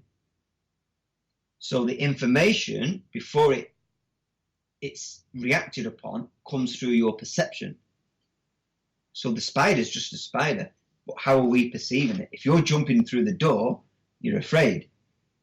There might be some people who love spiders, so they might think, oh, that's interesting. Or there might be kind of a middle no reaction. So it depends on your perception, but your perception is based on your belief. So if you believe that a certain spider is going to kill you and they're going to attack you, you might jump out the window because you'll perceive it that way. If you believe that they're harmless, cuddly creatures, then you'll perceive this beautiful creature. So it's your belief that controls your reaction. Yeah. And all life is, in a very simple way, is a reaction to all the incoming information, which is all around you. Fear actually, Bruce Lipton, I think, talks about this, about fear actually stops it shuts down the immune system, and it's your immune system is what you need to fight things like if you've got coronavirus. And so the fear of the mainstream media and the fear that's always perpetuated is what the belief system of a lot of these people are believing it, and that can cause a lot of problems in the immune system. What's your thoughts on that? Well, I would say straight from the bat, psychologists have run the world for thousands of years. Straight from the bat. Yeah. And they've controlled, whether it's through organised religion, whatever. And a huge belief system is belief in authority that's real. It doesn't exist. It's a belief. Yeah. Belief in this in society. Society is only a construct of the mind. But fear, so we're talking about your immune system, which I prefer cleansing and balancing system. The most of it is in your digestive tract. When you go into fear, fight and flight, you don't need to digest that pasty. You need to run away from that tiger. Digesting that pasty isn't important, even though that'll putrefy eventually and could kill you because it'll be toxic. For them 20 minutes of running away from the tiger, you need all your energy in your muscles. So that pasty can wait. Yeah. When you've got away from the tiger, you sit down under a bush and you've got away and you relax and your pasty digests. Yeah. When you're in a constant state of fear, you've not ever got enough energy in your digestive system, your immune system, they call it. So you're never maintaining your body. Yeah. You're not going to stay in a state of balance. Now, it's known that the government on the 23rd of March published the cabinet meetings minutes. I can't remember the exact quote, but I'm going to say it here. The behavioural insight team, so straight off the bat, we know psychologists work in the cabinet. Yeah. Unbeknownst to MPs, because they don't know it, they claimed on the 23rd, which was the lockdown day on the meeting, that there wasn't enough of a perceived threat by the public. We need to ramp up the fear through the media. I don't know if that's 100%, but it's roughly pretty much exactly the quote. Wow. So from day one, there's been an organised, planned propaganda coming out of the cabinet, unbeknownst to the MPs, to scare the living daylights out of the public. Because when you're in a state of fear, you don't critically think. For a start, that can make you ill because you're in a state of fear, you're not relaxed. And you're susceptible to be controlled. Yeah. Because we're controlled by fear and desire. Yeah. Your life is run by fear. What do you desire? What do you afraid? If you're afraid of this viral attack, then they're offering you your desire to be protected. Yeah. I'd love to know what you think about the PCR test. Well, again, if people go to www.activehealthcare.co.uk, that's Dr. Patrick Quantum, my friend's website. .co.uk, yeah. Click on, it's got literature, and if you click on, I think it's medical, it's got lots and lots of free information, and you'll find the PCR test there. Okay. So it's not testing for a virus, it's testing for a little bit of a genetic sequence, but because they're not isolating the viruses, you don't really know what the sequence is from an unknown origin. So they've never isolated the coronavirus? Well, I'm going to plug my little book here on Patrick. So you've got the free book. So I've done my plug for the free book. On Patrick's website, at www.activehealthcare.co.uk, click on publications, click on books, and then you'll see a little ebook I wrote, which is £3, and Patrick gets £1 to support his work, because I wanted to keep it off Amazon. I put what I believe to be the original scientific study that came out of Wuhan, and they said they isolated the virus. But I will say to you, if the police drag me out here now, they could isolate me, contain me in a prison cell. But there could be 2 or 3 prisoners in there. There could be a mouse. There could be a fly.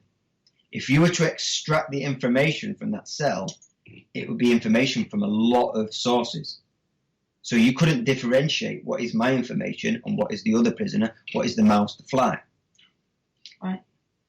So if you purely isolate or purify, that basically means you're putting me in a cell and there's nothing else. Yeah. Therefore, what information you extract is mine. Yeah. So they claim they isolated the virus, but they didn't purify it. Right, okay. So any genetic, that's why I'd recommend for anybody to go on YouTube, although he is being censored a lot, Dr. Andrew Kaufman. Yeah. And I actually go through it in the book, what he goes through on the test. And he calls it a Franken code, because as in Frankenstein was built of many human beings, pieces, this sequence, he's saying, isn't of a purified source. So we don't know what it's from. So it was isolated, but it wasn't purified. Not purified. Yeah. And there's a big difference. Yeah. So if you're testing for a little tiny bit of this sequence, you can't say it was from this blob, which they've called SARS-CoV-2. Yeah. You can't say it's from that blob because nobody knows what else was in the sample. Yeah. So if people want more information, look up Dr. Andrew Kaufman, which is Kaufman, isn't it? Kauf, Kaufman. Is it a C? K, yeah. Yeah. Kaufman, Kaufman. Was he the one that was at London? No. He was on the screen. On the screen. Yeah, by Skype or whatever. Yeah. So when you check, so we've got all these cases at the moment. Yeah. All the cases is a positive test for a tiny this bit of sequence that we don't know what it's from. It could well be natural viral debris in your own body. Yeah. Is it true that the guy that made the test or invented it said it should never be used to detect a virus? Is that true? Is there any proof out there that that's true? He said I mentioned that. it to someone the other day. He said that, and I know he died under strange circumstances. when he died. Can you find proof of that anywhere, that he actually said that? Yeah. Yeah, brilliant. I think, actually, I've quoted it in the book. Possibly, yeah, but I think in the book, I think I found a quote where that had been said. And then he died last year, didn't he? Yeah. which is Coincidentally. just strange. What a shame, because obviously then we could ask him ourselves. Yes. Now we can't. But we have got Dr. Andrew Kaufman, we've got Yeah. Dr. Patrick Quanten. Yeah. And again, you can get a free article off Patrick's website on the PCR test. What did you say? Dr. Andrew Kaufman, and what was the other one? Dr. Patrick Quanten. Quanten. Yeah. Right, and that's He's my personal friend. Quanten. Quanten. T-E-N, okay. Yeah. So, Brilliant. again, what does a case mean? It's a positive test. Yeah. What does a positive test mean? Well, we don't know. No. And even the It's government. meaningless. Yeah, even I saw a clip the other day, even someone in the government said, oh, a certain amount of false positives. Yeah. So even the thing that we don't know what it means can not mean what it means. Yeah, it's mental. Because they think Rab said that 7% were Yeah. accurate. Is it 7 out of 10, isn't it? 7 out of 10, isn't it, or something? So 7 out of 10 tests are false positives. Is that the number? I mean, that's their numbers, but the whole test is meaningless Yeah. because Exactly, we don't know what they're testing for. Yeah. And they're Because they encouraging never people to have purified the virus. more than one, aren't they? They encourage people to have multiple Yeah. ones. And they're testing people every day, aren't So, they? let's- I mean, Shelley worked in a hospital. Are they testing them every day? Like, They certain- were for some people, yeah. And Yeah. I've heard someone say that, actually it's my daughter's friend, Mm. she works in a care home, and every 4 days they've got to have a COVID test, apparently. And they are evil. Yeah. And I mean, one of my friends said to me today, I saw it be done, it didn't look too bad. Mm. I don't know if it's just me, I'm squeamish. Yeah. I'd rather I hear give mixed birth reports. than Yeah. do anything, go Yeah. to the dentist, you name it. Mm. I I know- would give birth for Britain. I know people that have had them and had nosebleeds for a week. Oh, And yet, Yeah. they go so deep into your nose to get the sample, Mm. but allegedly you can pass it just by breathing. Yeah. exactly. This is my Yeah. Well, argument. it's now illegal to breathe, really, isn't it? Normally, it's now illegal, basically. Yeah. But you have to have a test shoved right up your nose. Oh, it makes me To get cringe. to I it. couldn't Doesn't stand make sense. any of it. And the frightening thing is as well, I was asked at work, Mm. could you go and do some COVID test swabs? Mm. And because of my feelings, I said, oh no, I don't do that. I just walked off. Now, usually you see anything, I'm ready to learn. And when we test for, what are the common ones? When MRSA is a swab, I think it's in your groin and somewhere else. I can't remember. It's been ages since I've done one. But basically, someone showed me how to do it. There you are. And it's like, okay, I can now do that. So if I had said yes that day, a nurse, or probably not even a nurse, another healthcare assistant could have just said, like, this is how you do it. Off you go. Mm. And I think, oh my God, I mean, I'm not just clumsy, I'm heavy-handed. Well, I'd go right through their face. I can't Yeah. stand watching it. But and knowing you and what you know, I know you would have been really careful. You ain't going anywhere near my nose, love, I'm telling you that now. I shut Stay away. I shut my son's head in the car window earlier. Oh. I had him leaning out so I could reverse park, and he said, "Yeah, you're okay." I started pinging the window back up. Then, Yeah. oh my God. Yeah, no, I'm a bit. Well, if you clumsy. think about, I can't do complicated study, I have to simplify it, but that actually helps, I think. Think about their theory. You get a virus, it comes in, you get ill, you get natural immunity. Or we can give you the same weakened virus, you get the response and you get immunity. Yeah. Why aren't all these people now who are having positive tests being declared immune? Yeah. Yeah. Well, I tested positive for the antibody, and I'm having problems at work at the moment regarding mask wearing.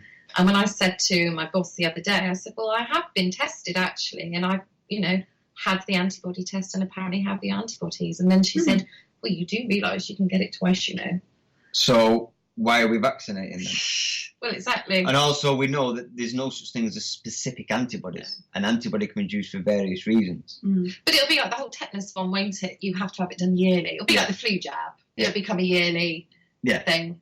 But what's interesting, to go back to the 1918 big influenza, which I think was another scam. The 1918. 18, when potentially who knows how many tens of millions died. Was that the Spanish flu? Yeah. Yeah.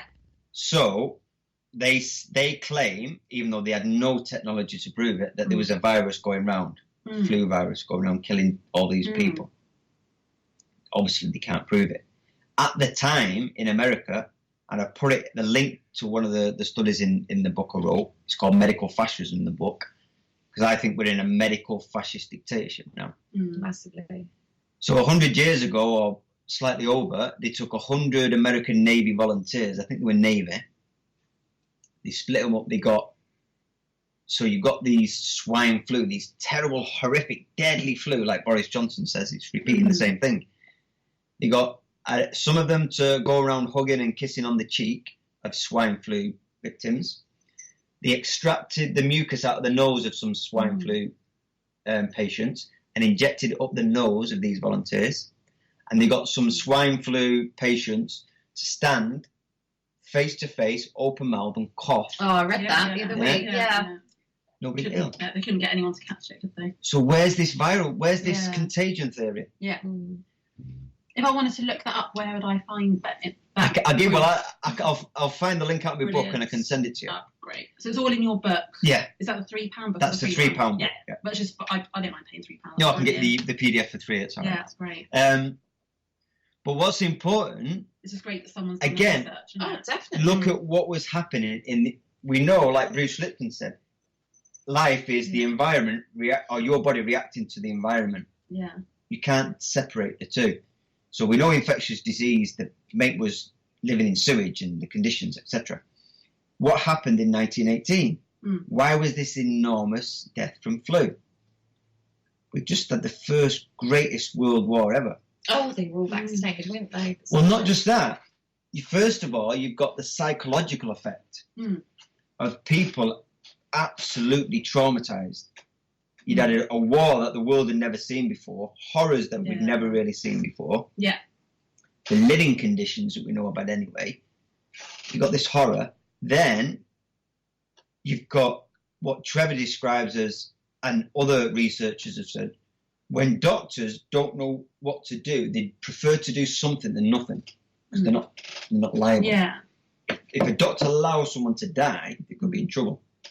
You always prefer to do something than nothing. So they were over-prescribing aspirin. And a lot of researchers said many, many people were dying through symptomatic of over-prescribed aspirin, overdosing aspirin. So you had the living conditions. So being ill with the flu would be normal, especially after that horror. You've got the over-prescribing aspirin. You've got experimental vaccines. Yeah. I heard that all the This is soldiers repeating from itself America, here now. I heard that a lot of soldiers from certain places in America that were sent to Spain all had been vaccinated and they all got ill. Yeah, so we had, and again, experimental vaccines. It's repeating itself. We've got a cycle of stress now here. Yeah. We've got protocols being put in hospitals that are out of the norm because everything's COVID. So protocols in care homes, which have the protocols have murdered thousands of people. Yeah. Not the illness, the protocols. Same pattern. And now they're going to push a vaccine. Well, even all vaccines are toxic. But now they're pushing one through in a year, 14 months of study. Isn't this what happened in 1918? Yeah.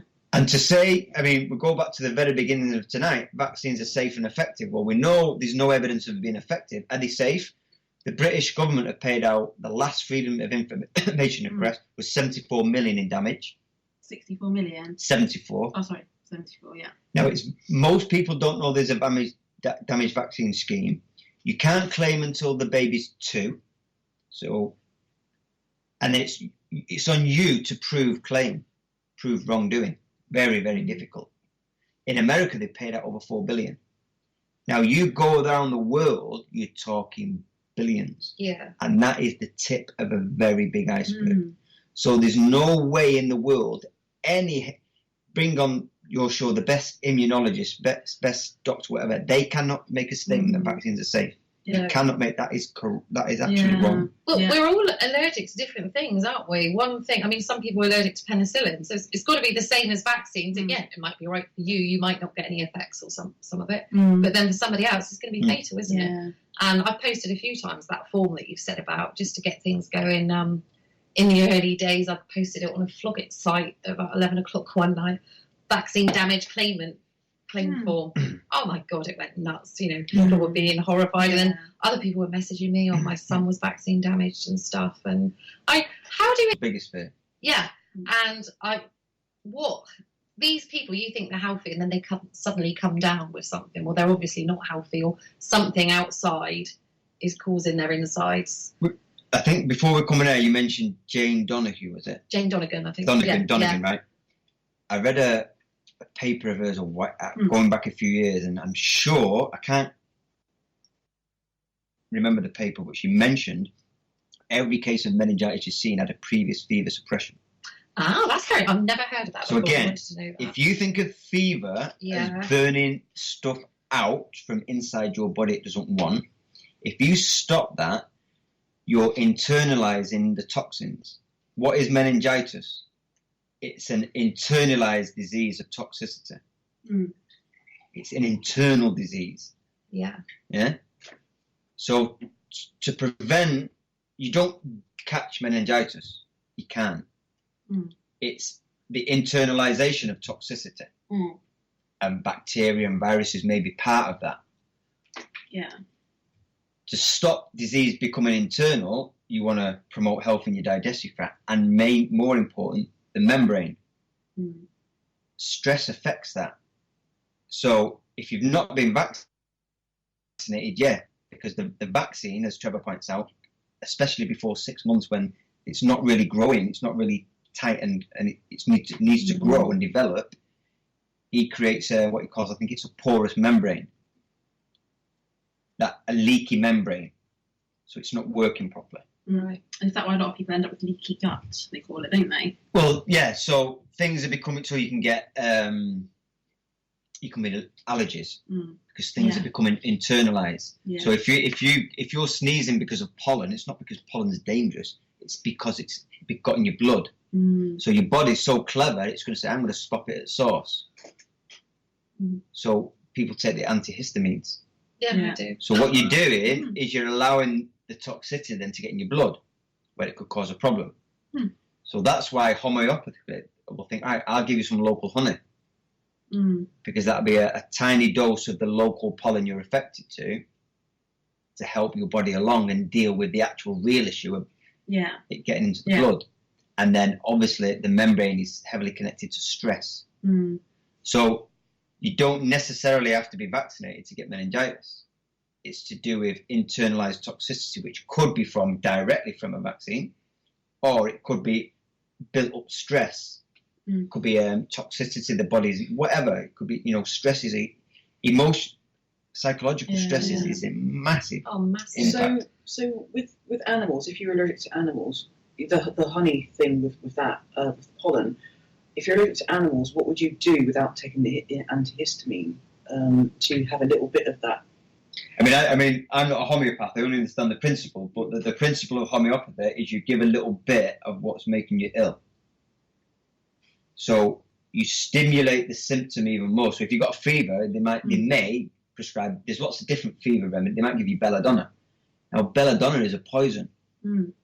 If you were to take it in a certain amount, it would give you a fever because it's a poison, because your body would have to burn it out. So if you've got a child who's got a fever, who's maybe struggling, I'm not saying belladonna would be the one, but because it's very individual homeopathy. But say the homeopath prescribed belladonna, what they're doing is giving you the information, not even necessarily the actual belladonna, but the information of belladonna to stimulate more the fever. So you give a little bit. So if we talk about coronavirus I don't know how long we've got left, just on a finish up, Rob. On a bigger level. It took for hours. Question, coronavirus. Well, coronavirus. So quickly, I don't believe COVID-19 exists, because COVID-19 is an array of symptoms that has to be caused by the SARS-CoV-2 virus. If you've got all the symptoms and you can't prove, even if the virus is present, you've still got to prove cause, and they haven't done that. So that's one thing. And we've known the cabinet have had a meeting to scare the living daylights, right?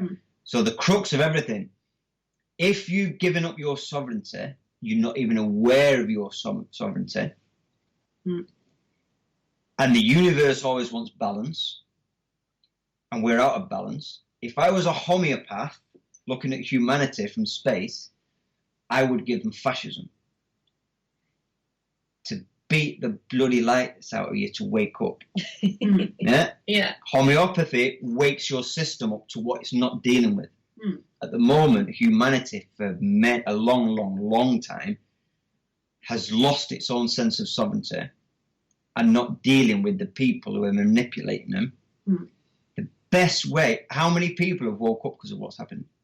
Oh my God, loads. Yes. Isn't it a great thing? Yeah. Oh yeah. That is one good thing. Isn't the deteriorating lockdown situation waking more people up? Yeah. So as a homeopath, as God, whatever you want to call it, looking at the universe, looking down on the planet, thinking, bloody hell, that creation there, they're asleep. What are they doing? They're making a mess. I need to wake them up. Or give them fascism. Yeah. That'll wake you up. Yeah. I'll kill you or it'll wake you up. Yeah. But God, well, I'm not religious, but this has been a long time coming. I think the ultimate goal, isn't it? I mean, I've been awake for probably about 9 or 10 years now, and yeah, it's just coming in now. Seeing all this stuff I posted earlier, like the Jimmy Savile post.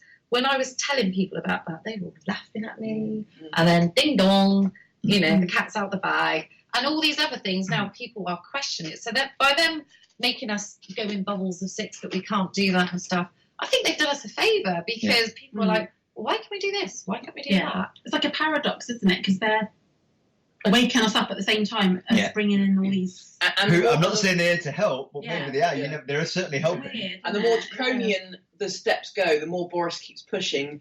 The more people, if it's not affecting their life, they're going to be more of a sleep. But the more draconian it gets, the more it affects people, and it causes the value of it to each person. I think the more people are going to be waking up, they're going to be like, hang on a minute, my family member has gone through this because of this, something's wrong.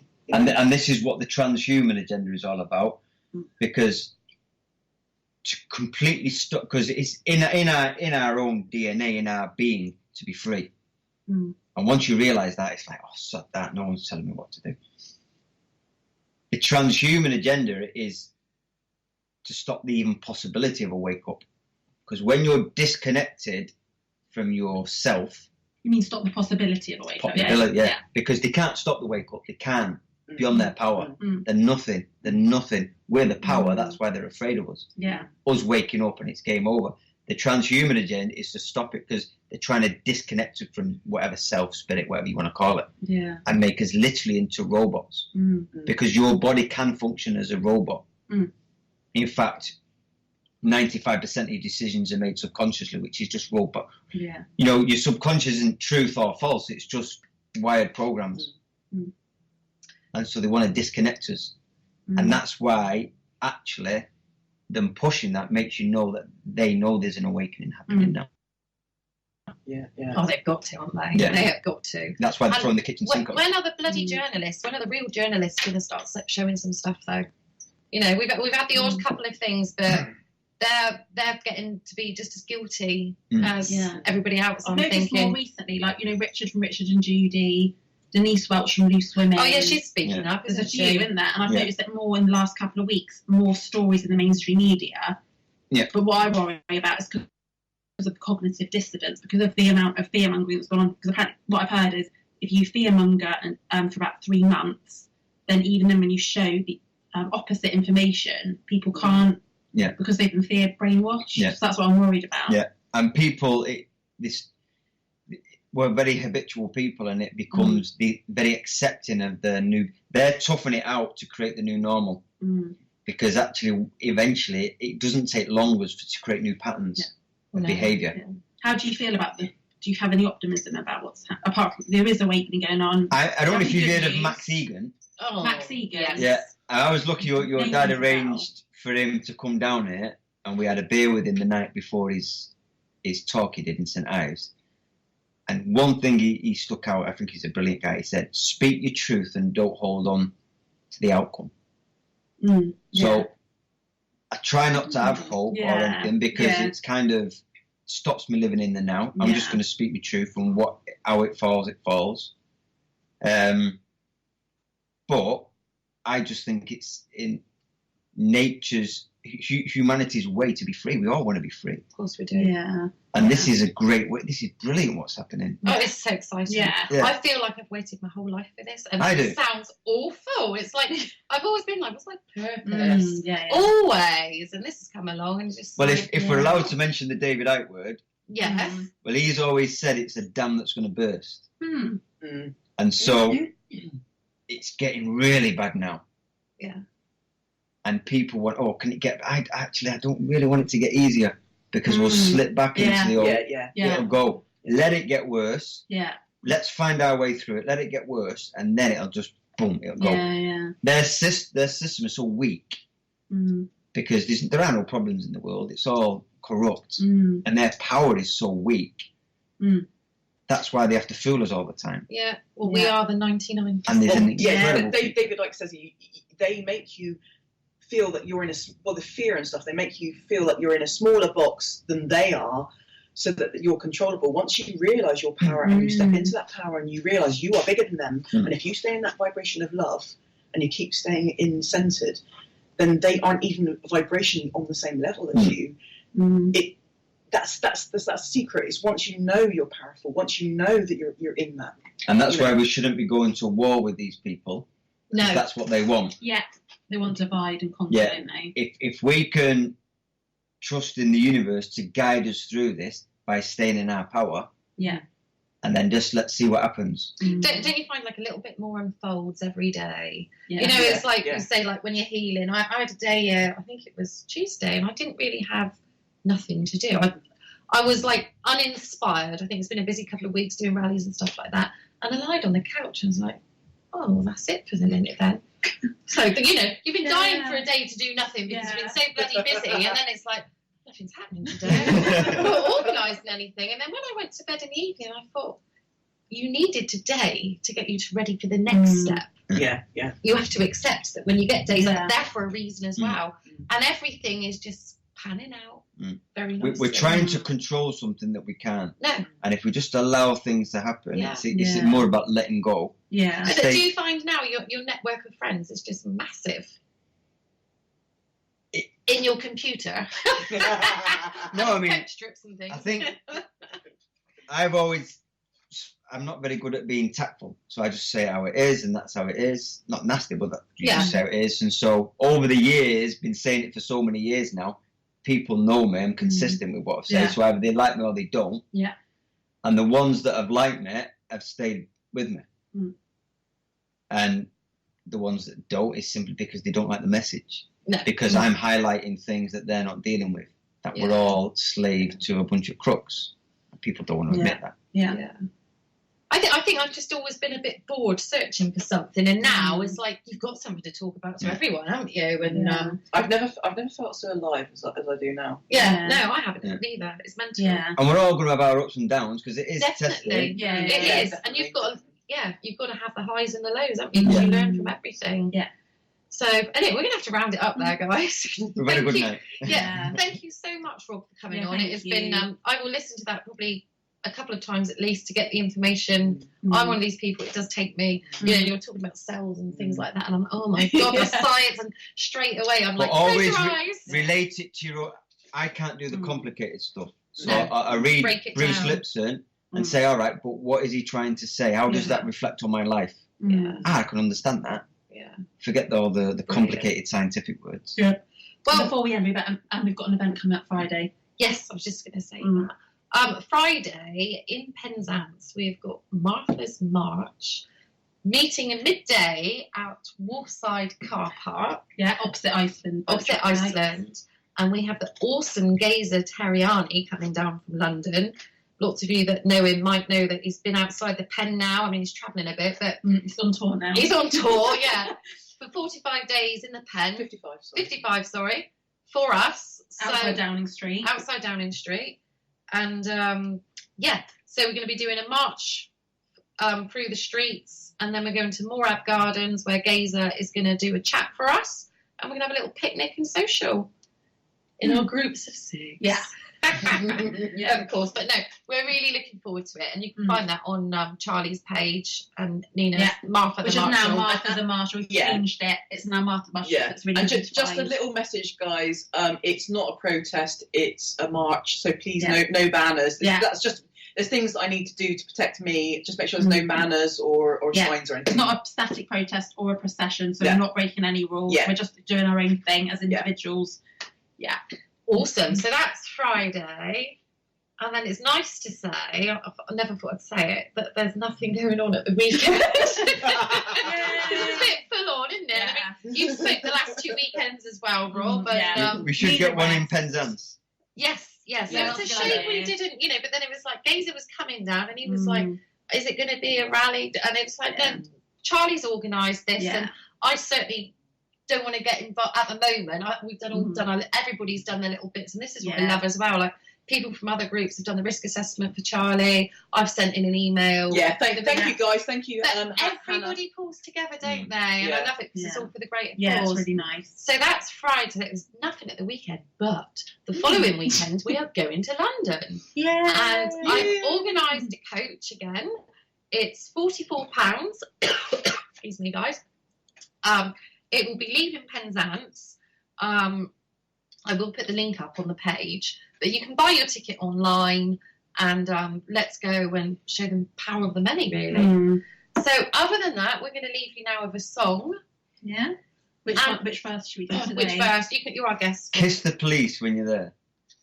Yeah. I say you cannot That's a build good a idea. police state without the police. Mm. They're our only enemy or saviour. Yeah. If police uphold the common law and keep the peace, you cannot build a police state. It's only government If someone said enforcement give them policy. flowers as well and stuff like that. Like Yeah. nice things. Be Yeah. complimentary. I mean, the ones we had the same one for like a couple of weeks running, and Jerry's lovely. Yeah. And when he was on the phone, he's like, "Oh, Yeah, where we've did had good ones London go?" down here. And it's like, it's really Yeah. nice. I reckon let's do I'd rather be human, not a slave for this one, yeah? All right, okay. 1, Because we were talking 2, about that, aren't we? 1, 2, 3. Oh, I'd rather be a human than a slave. Oh, I'd rather be a human than a slave. Oh, I'd rather be a human, rather be a human, rather be a human than a slave. Singing we are the 99%. Singing we are the 99%. Singing we are the 90. We are the 90. We are the 99%. Woo! See you next week. Night, guys. On the Shelley Tasker Show.